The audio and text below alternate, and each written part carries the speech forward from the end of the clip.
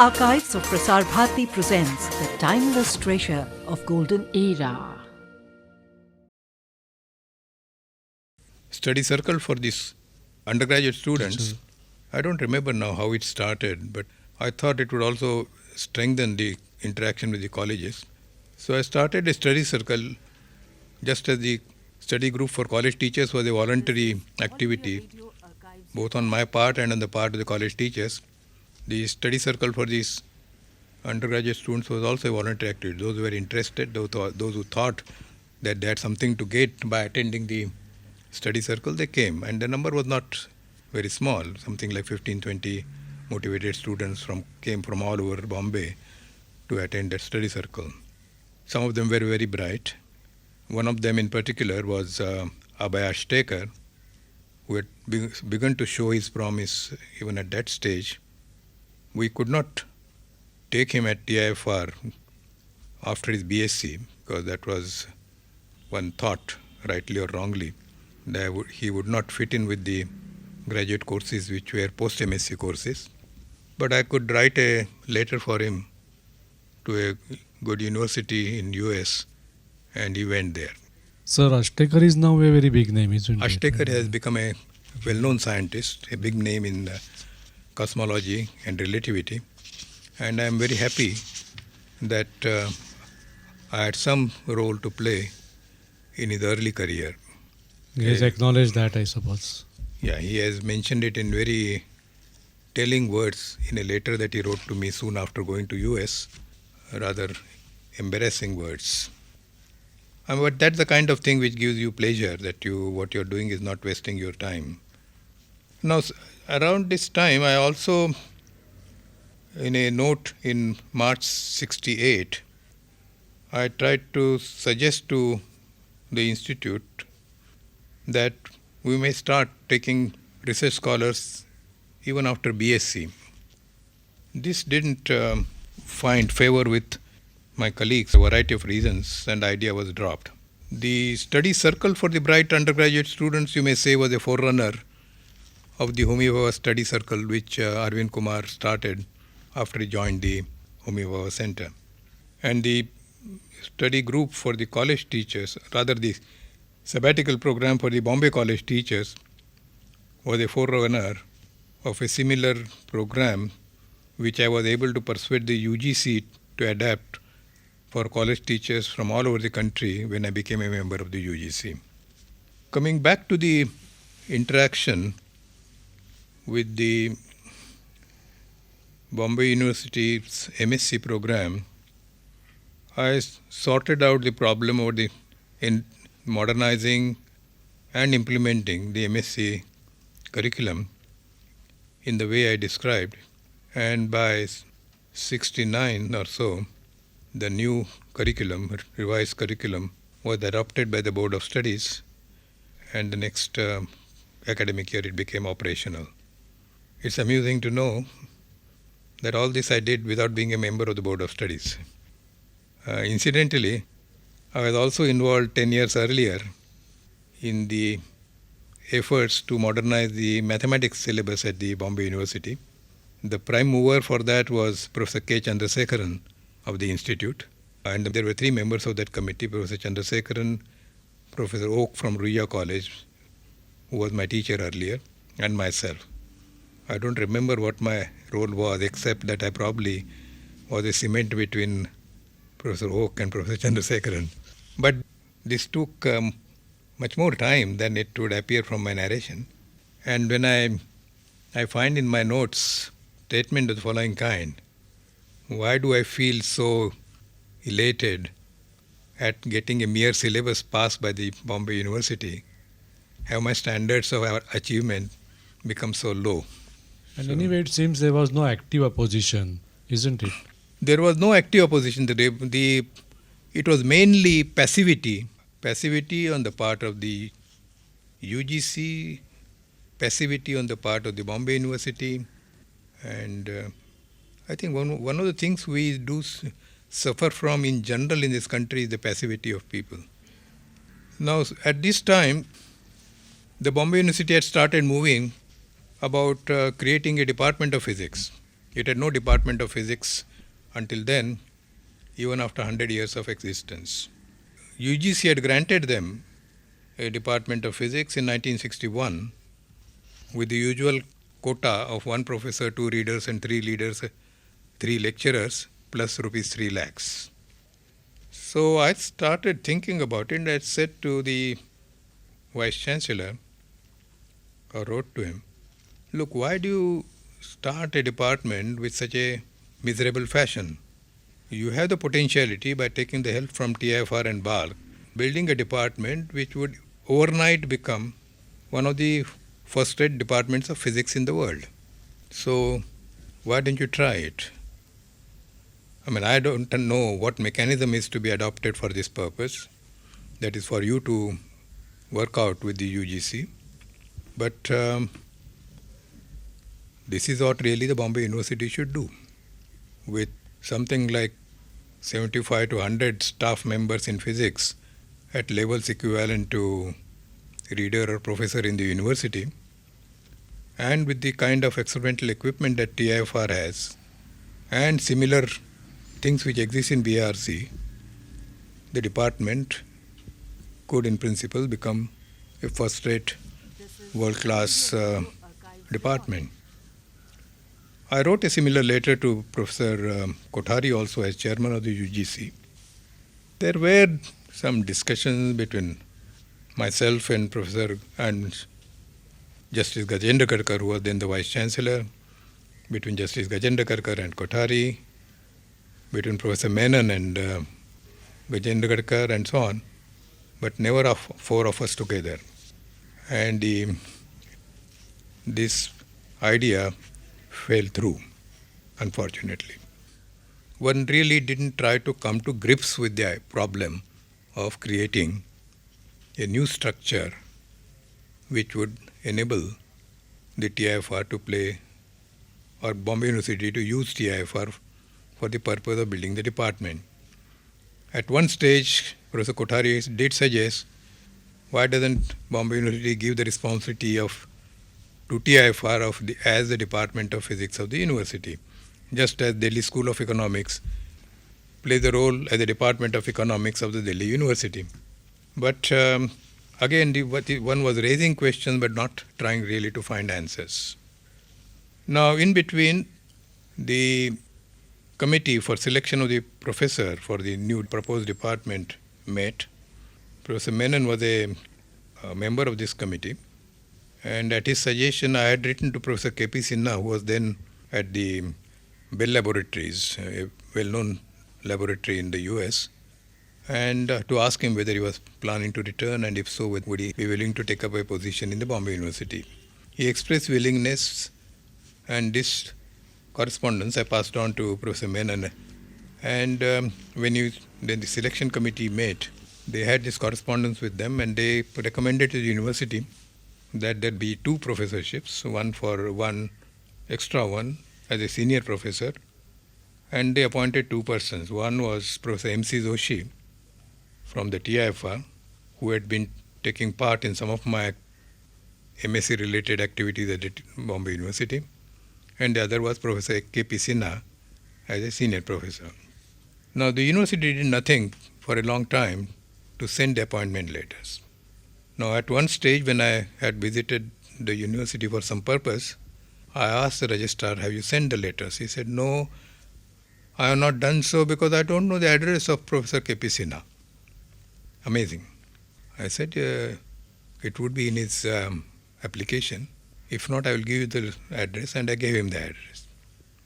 Then now I will send him a cable. After a few days again, I happened to meet him. I asked the same question. He said, no, I have not done it, but now I will do it. And he sent a cable. Now by this time, but no letter, even after 1 month of this incident, no letter had been received by Professor K.P. Sinha, as he told me afterwards. So he did not know what the university was going to do about some of the things he had asked for, like accommodation and so on. And in the meantime, K.P. Sinha had decided on a particular date by which, if he did not get appointment letter from Bombay University, he would accept the offer from Indian Institute of Science. And he did it. I am telling this story not for this purpose. It just shows the manner in which university functions or functioned, but for the sequel also. Now after that, the Vice Chancellor mentioned to me once, see, Professor K.P. Sinha has let us down. So I said, how do you say that he has let you down when you have not even sent him a letter of appointment? The only correspondence he has had is with me or Professor Menon. So how can you say that he has let you down? Anyway, they lost a good physicist for the physics department. And sir, you are also involved in that +3 stage reforms. That came a little later. Later. See, we are still in the 1960s. Please. I will mention here another effort that in which I was involved at the Bombay University, though it came somewhat later, in the mid-70s. In the mid-70s, the university was trying to implement the program of teaching at the +3 level. The 10+2+3 scheme has come into operation, and the question was, how should the +3 level, that is the collegiate level, be organized? I was on their committee, and I suggested a certain structure which was approved by the university, and later on that structure also was approved by the University Grant Commission when I was a member there, because I could put it before the UGC and press for it. It got also approved by a few universities that I know of, like Madras and South Gujarat, and I was involved in some of the committees of these universities with regard to the detailed program in implementing this structure. Another thing in which I was involved in the Bombay University was the implementation by the university of the idea of autonomous colleges. The idea of autonomous colleges was recommended by the Education Commission in 1966, but it had been shelved until 1973 or so, when the UGC took it up for implementation.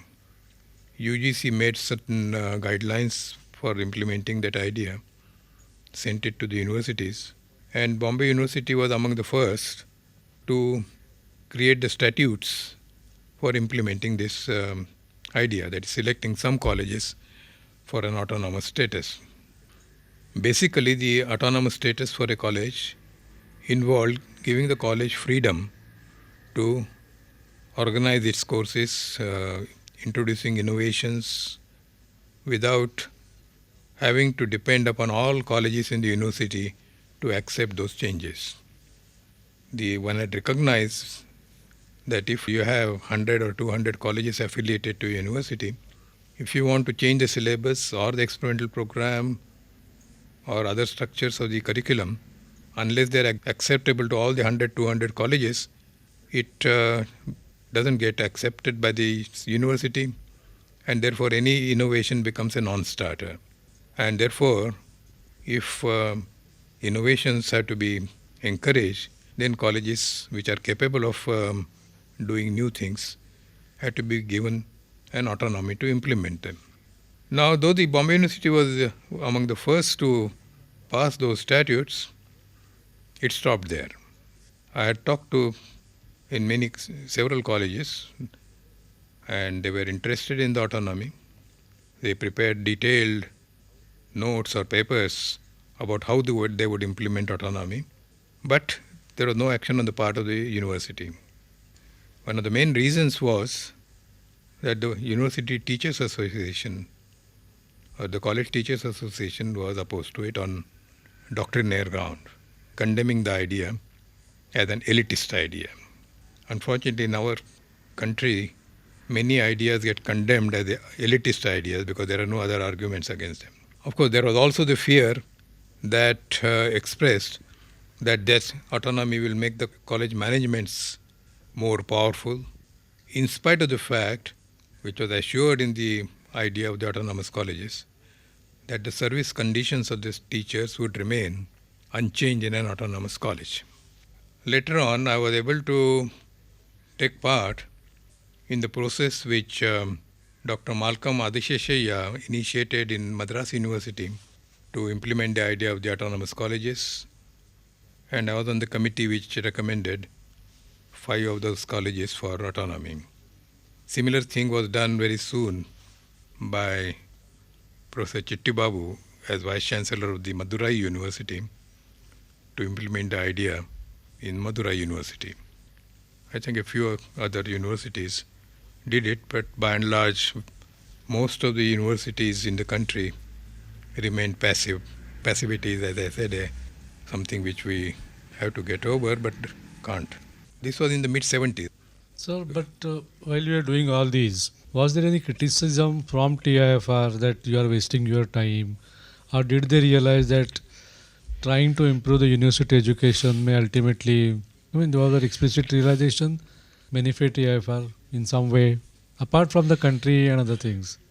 See, at some stage, I remember having a conversation with the director, probably it was later, that if what I am doing does not satisfy the criterion of excellence which TIFR is trying to achieve in the sciences area, then I should be told so and we can stop this.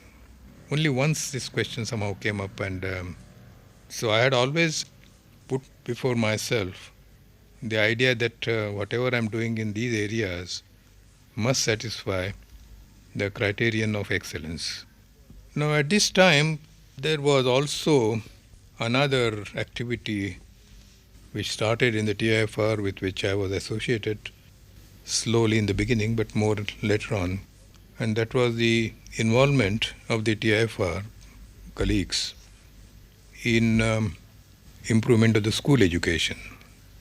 The starting point was a curriculum for class 5, 6, 7, in curriculum in physics for class 5, 6, 7, prepared by the All India Science Teachers Association, with which Mr. Pitke of Doon School was very much involved.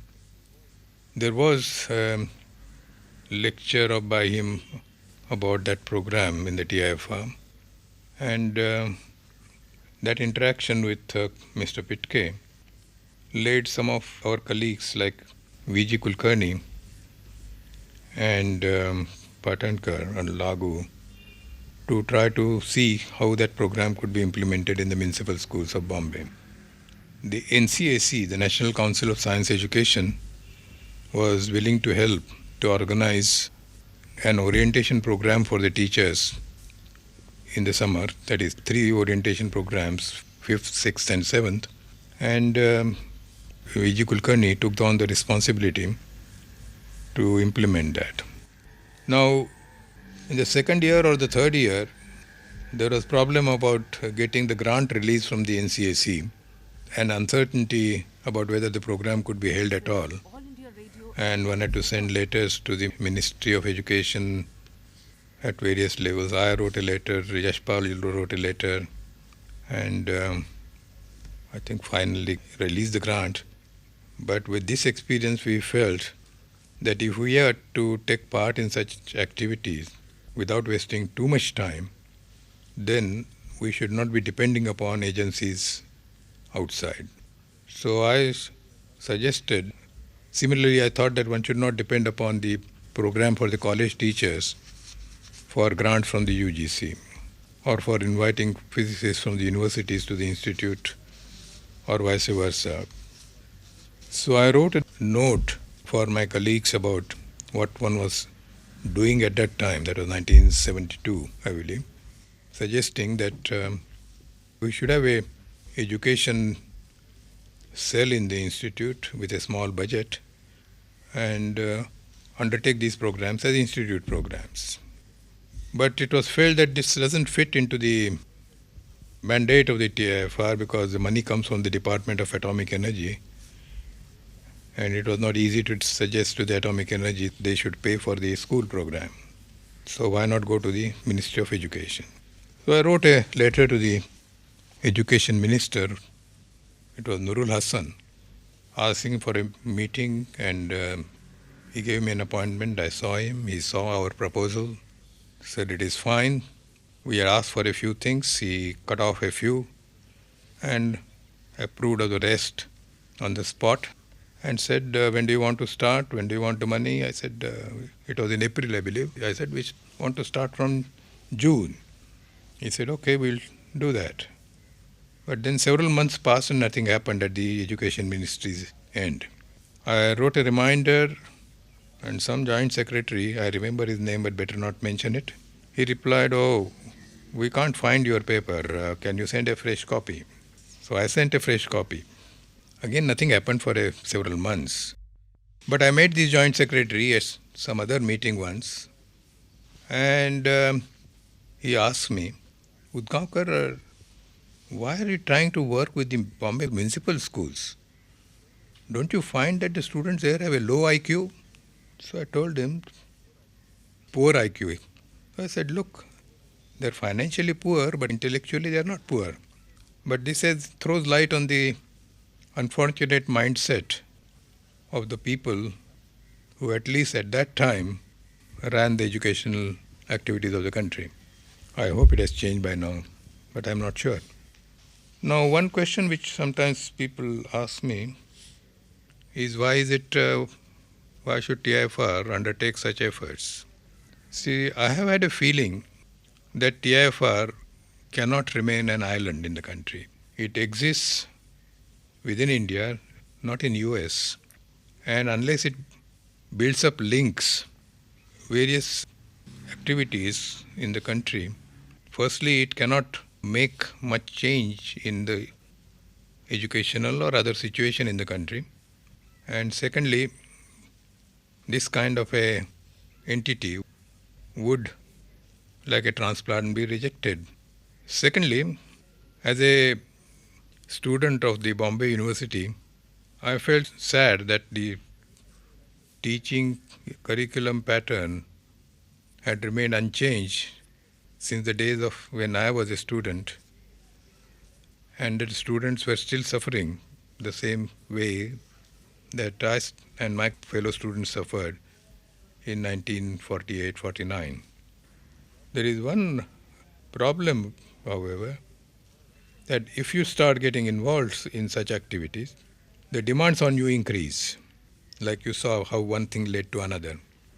And once one starts on this kind of a course, you get involved deeper and deeper, and these activities take more and more of one's time. Now here's a judicious mixture of one's research activity and such activities would be ideal. It's not easy to achieve that. Now, should we consider go to further? Afterwards, you were appointed in UGC, as a member of the UGC. Yes. Is it directly an outcome of work that you have been doing in this area? I guess I got some recognition for what I was trying to do at the Bombay University. Now, the next step, I suppose, was that I got invited for a conference on physics education, which was organized by the UGC and what was called a binational conference on physics education. Binational means India and US. That was in June 70. And I took an active part in that conference. I presented a couple of papers there, one about the growth of theoretical particle physics in India, and one about the educational activities of TIFR. Then in September 1970, I gave a lecture at a seminar which was organized in the context of the International Education Year. The title would give you some idea about what I tried to do. Education and Reconstruction, Challenges of Coming Decades. One thing lead to another. I think when I sent a copy of this paper to someone in the NCSE, he asked me for 30 copies to be distributed to others. So obviously it was well received. Then in November 70, there was a conference organized by the Committee on Science and Technology. This was the forerunner of the NCSTE on the implementation of the Science Policy Resolution. And they asked me to chair the section on higher education and manpower. So one thing led to another, and in early 73, I was called upon to become a member of the UGC. Homi Bhabha Centre for Science Education started in 74. Yes. So I think before that you must be busy preparation for that. Oh, I Were you forgot. interacting with the UGC around that time? No, I forgot that what happened after my meeting with Professor Nurul Hassan Yeah. for support from the Ministry of Education. So nothing happened at the Ministry of Education end. But once in early 74, when Professor Rustam Chokshi of the Dorab Tata Trust was visiting the TIFR, possibly for a meeting of the council, or I don't know why he was there. Anyway, when he saw me, he said to me, Udgaonkar, I want to discuss some educational things with you, so why don't you drop in at my office? So I went there with a couple of colleagues, V.G. Kulkarni in particular, and Balu Venkatraman, I think, who was organizing the activities of the Bombay Association of Science Education. And the talk turned to the municipal school program in which V.G. Kulkarni was involved. And after about 1 or 2 hours of discussion, Professor Chokshi said then and there, we'll give you 15 lakhs of rupees for the next 5 years. When would you start the program? So immediately Kulkarni said, will start right away. He also told them that he was planning to visit Canada for a few months. But if there was this promise from the Dorabji Tata Trust, then he will cancel his visit to Canada. And he did. So money started coming from the Dorabji Tata Trust. And after about 6 years, the Atomic Energy Commission decided that one can include the school education activities as legitimate activities, let us say, of TIFR. In the meantime, in 74, there was inauguration of even though it was mere project from the Dorabji Tata Trust, it was inaugurated in 1974. It was even given a name, Homi Bhabha Centre for Science Education. We realized then that if it was given a name by the Dorabji Tata Trust and a name of Bhabha, one has to live up to that name on the one hand. On the other hand, if we do well, it was not going to die. So in 1980, I believe, the Homi Bhabha Centre became a regular activity of the TIFR rather than a mere project. And you have been sort of the person who has always guided this development, though from behind the scene. The V.G. Kulkarni was in the forefront. Yes, the way it worked was that Kulkarni was interacting directly with the students and the teachers. And then he would discuss his experience with me. I would react to it, suggest certain things, and take care of the interface with the rest of the institute. And each of us had our role. I saw to it that the programs undertaken were carried out in the way they should be. I mean, Kulkarni himself was very conscious of it. I suggested some programs. For example, I was concerned with the programs for the Dalit students. And there was also the program for the language problem of students in the municipal schools. So such things arose up my discussion with Kulkarni. And implementation, Kulkarni and Lagu did. It's very difficult the way we collaborated with each other, but we worked very well together. I am happy about it. So, Professor Udgaonkar, as you said, within about 6 or so years or so, Homi Bhabha Centre, which started just as a project, got fully recognized as a regular activity from TIFR. Now, must be due to some of the successes of the earlier projects. Do you have any? Yeah, I will mention a couple of them. One was a project relating to the language difficulties of students when learning science. It arose out of a discussion between me and Kulkarni. And Kulkarni decided to study this problem systematically by taking the class 5, 6 and 7 science textbooks, making versions simplified from the point of view of Marathi language. The question was not only of just scientific terminology, but of simple Marathi construction, avoiding double negatives, avoiding long-winded sentences, and making the level of the science textbooks parallel with the level of the Marathi language textbooks which the students were studying at the same time. It was noticed that the science language textbooks had a much heavier language than the Marathi that the students were learning. Now this was very successful. They found that as soon as the language was simplified, the students learned the subject better, they communicated better with the teacher, they started using their own words when answering questions, so the communication in the classroom was better, and their performance at the end of the year was better.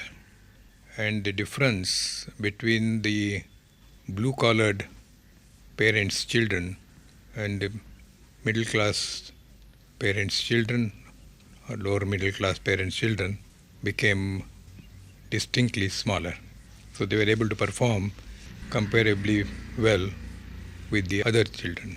So this project became possible because Sri D.M. Suktankar, who was then the municipal commissioner, he agreed to let this project be carried out in several schools of the municipal corporation.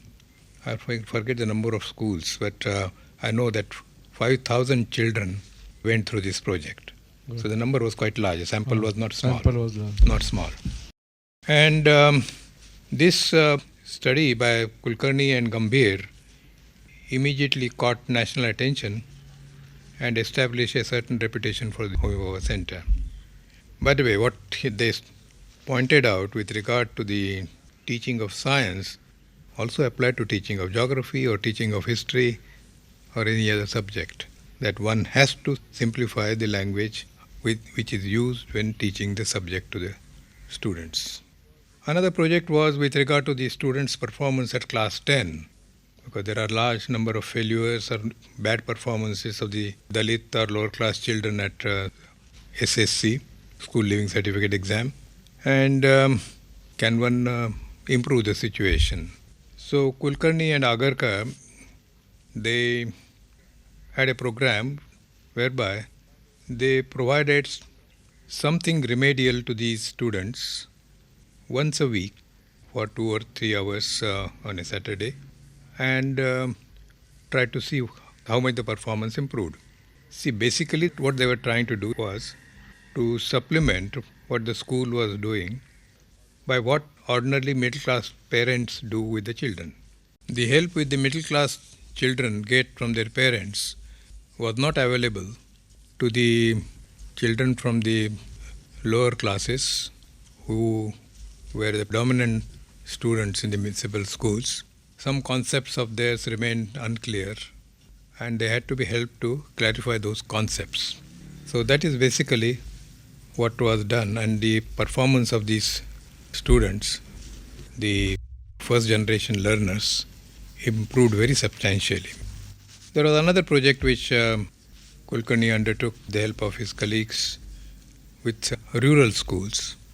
There was a school system under the Sane Guruji Vidya Prabodhini at Kiroda near Jalgaon, and they tried to see what were the problems of the teachers and students in this sample of rural schools. Again, it was a similar program to orient the teachers, to visit the schools periodically, to see how the teachers are functioning in the class, whether they are following the instructions or not, and to some extent interact with the students and see how the performance improves. So each of these gave encouraging results, and also the base, they strengthened the thinking of the colleagues in the Homi Bhabha Centre that number one, the teachers are not bad as many people think. One has to motivate them and to help them in their concepts and in the methods of teaching. The students also can perform better if this is done. So Homi Bhabha Centre marched on, became well known, and I hope it will continue to march on. It has been adding various dimensions to itself. I won't go into them at this stage. Professor Udgaonkar, during this same period around mid-70s, when Homi Bhabha Establishment Center was set up, you were also working with the UGC. I mean, around 1977, you were inducted to the Planning Commission as a special advisor to Deputy Chairman. How did it come about? See, firstly about the UGC, I was getting more and more involved with the educational activities outside of TIFR. I mentioned the UGC's Binational Conference on Physics, the one seminar in Bombay on educational year, and then the conference which was convened by the Committee on Science and Technology on implementation of the science policy resolution. I had the habit of writing a paper after any such attendance, and I think they were getting noticed. And in toward the end of 72, I got invited to be a member of the University Grants Commission, and I was a member for 2 terms, 73 to 76 and 76 to 79. Now I will just mention briefly the kind of activities I was involved with, and things which I tried and seemed to succeed, things which I tried and did not succeed. Firstly, that was a time then a new plan period was beginning, and the resources of UGC were very limited. Professor Rais Ahmad, who was another member of the commission, and I noticed that the UGC was not adopting a proposal grant system to accept research proposals from the university scientists and to support them on the basis of merit. It was merely doling out some small amounts of money to the universities. Now we thought that among the universities, UGC's grant giving function should be giving grants for worthwhile projects to scientists and departments. So we started working on this idea. The chairman or vice chairman were not very enthusiastic about it, but we persisted and got the idea accepted by the UGC. There is a question of money. The grants of the UGC are not very considerable, and noticing that and finding that that was going to be an obstacle in making the research proposal grant system work, I wrote a letter to the Education Minister, Professor Nurul Hasan, as I said earlier, drawing attention to this situation and saying that it was important for UGC to give grants to deserving scientists for research, and if money is not made available for this purpose, then I would think of resigning, because I had come to the UGC with the idea that I would be able to improve the research in the universities with my experience in the TIFR and BARC. That letter had an effect. I am told that that letter was seen by the planning minister and who was DP Dhar, I believe, at that time, also by PN Dhar, who was the Prime Minister's secretary, and by the Prime Minister herself. And it worked because they saw that if an extra grant was given to the UGC, it was not going to benefit me or my institution, because both of us didn't receive any grant from the UGC. So my bona fides were clear. So the research support started, but unfortunately very haltingly. The story can be long or short. I will make it short. Firstly, the first set of research proposals, though they were considered and some of them approved, did not get acted upon by the Secretariat for a considerable time. We made suggestions that there should be, wherever there are more than several research proposals from the same department, then the UGC should send a committee to that department to see if the various proposals can be in some way integrated and a grant be given to the department concerned for support. Here again, though the UGC agreed to send teams to visit such departments, the recommendation of the committee were not implemented for several months, and even when they were implemented, the UGC put an arbitrary limit of 10 lakhs per department, even though the recommendation may have been more.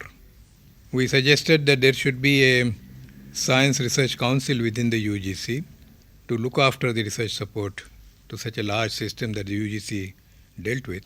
Again, one needed a lot of persuasion to have such a Science Research Council created, to have a full-time member appointed as a chairman.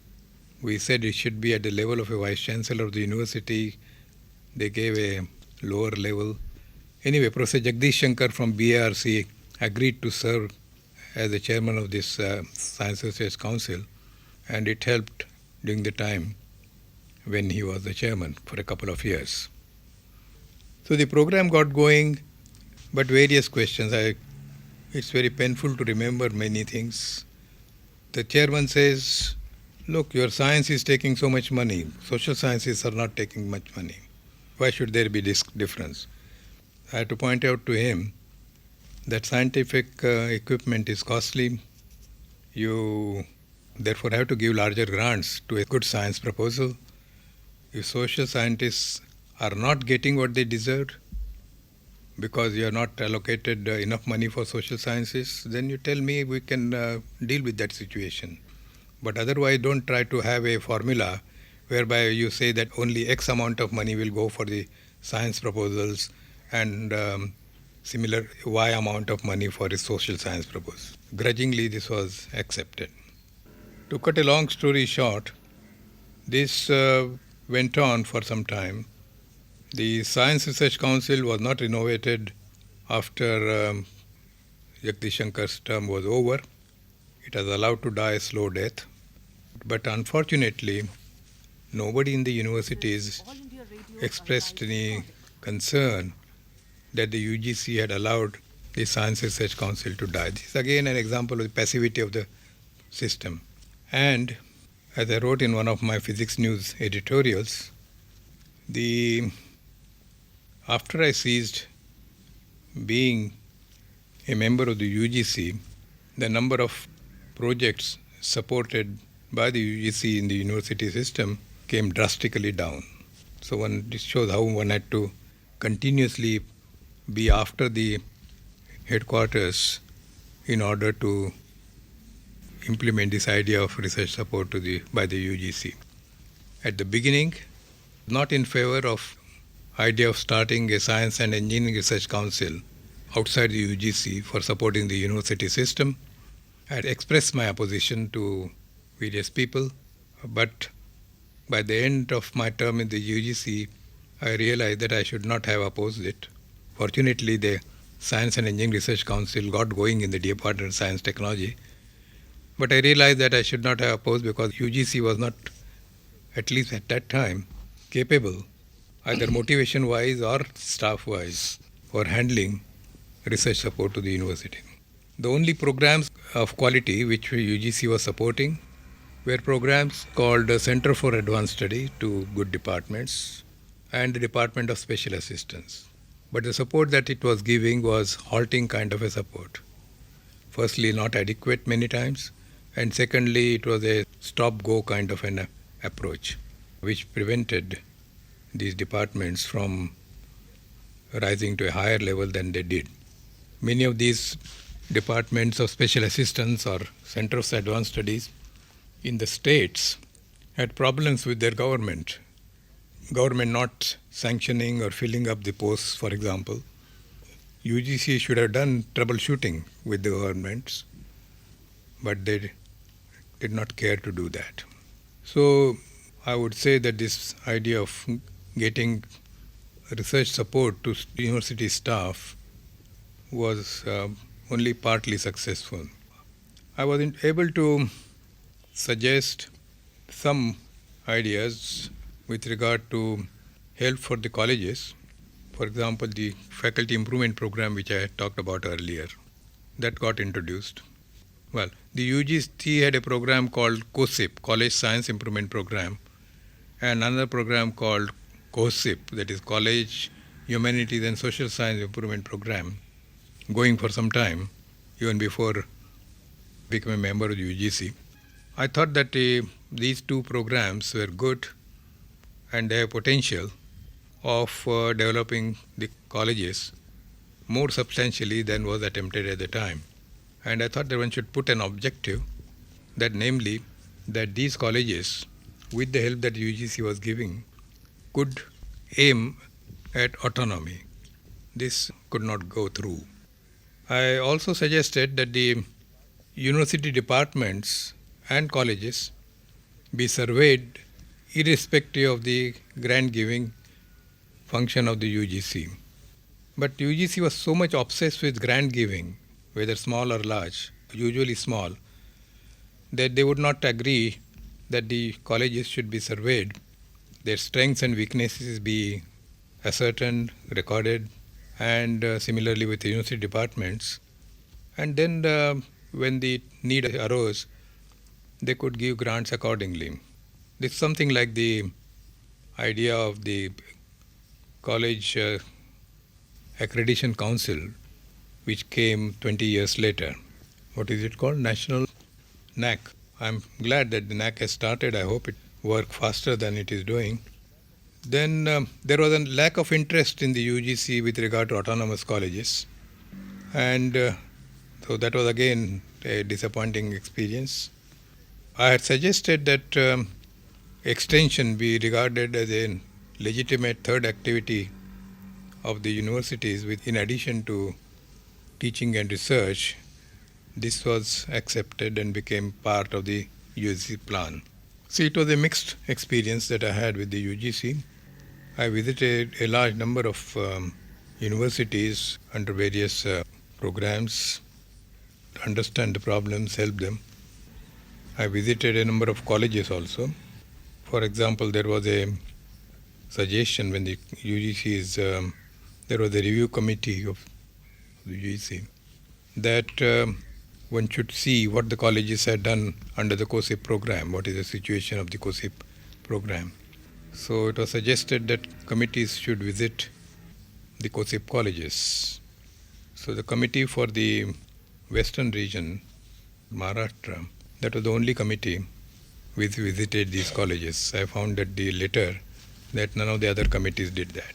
Now UGC, I think it should be appropriate to say a word or two about UGC as I found at that time. I already mentioned that UGC was too much obsessed with the grant giving function and a patronizing kind of a attitude. I could not understand why vice chancellors visiting the UGC for any of their problems should be seeing the lower officials of the UGC. I thought that they should be seeing only the chairman or the vice chairman of the UGC, but this was not realized. I also noticed that the UGC academic components was low and it was becoming lower. When fresh appointments were being made, then they were often of non-academic people. Now in a body which is dealing with universities and their programs, whether it is research or college improvement or faculty improvement, I thought what one needed was people with an academic background who could understand these problems. But this was not appreciated. I think I will leave the UGC at this point. So you were involved also with that Institute of Physics just from there at Bhubaneswar. Yes. Was it to do anything with UGC? Had it to do anything with UGC or was it a, please tell us. See, the Institute of Physics idea arose from some scientists in Orissa out of the fact that Orissa has produced several good theoretical physicists.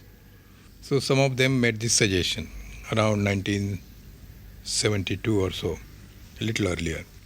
So Orissa government made a proposal to the UGC for support. UGC made a committee and at some stage a member of that committee around 1972. Now that committee made some recommendations for that. It favored the creation of that institute, and it recommended as the fields it should be working in and the kind of grants it should be given. The UGC end was very peculiar. Well, we accept the idea of this institute, but there are these three universities in Orissa, Bhubaneswar, that is Utkal University, Behrampur. They have not used a few lakhs of rupees, so why not send that money from these universities to for this institute? That is, make the universities poorer and give that money to the Institute of Physics. Now this meant that the proposal became a non-starter at the UGC end. But the Bhubaneswar, the Orissa government was keen on starting the institute. They started it and they gave it a large piece of land and a certain grant, and it got started. And one thing that Orissa government did at that stage was useful in the long run. They invited the Atomic Energy Department, the Space Department, the Department of Science and Technology to send representatives on the council of the institute, with the idea that eventually they may be able to get some support from these bodies. I was nominated to be on the governing council on behalf of the Department of Atomic Energy. And in due course, when the proposal came to make the institute a grant-in-aid institute of the Atomic Energy Department, there was a committee which was appointed. I was the chairman of that committee. And we found that at first stage we thought that it should continue as a Orissa government institute for some more time. But after a few years, when again a committee was appointed, we recommended that it be taken over for support by the atomic energy.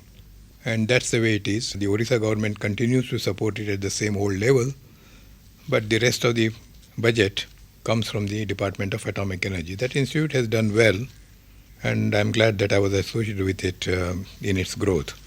Well, toward the end of the 80s, for a couple of years, I was chairman of the governing body of this institute.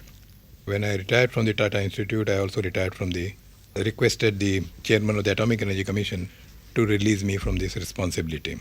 There were a couple of experiences as a chairman of the governing body, which I would like to mention at this point.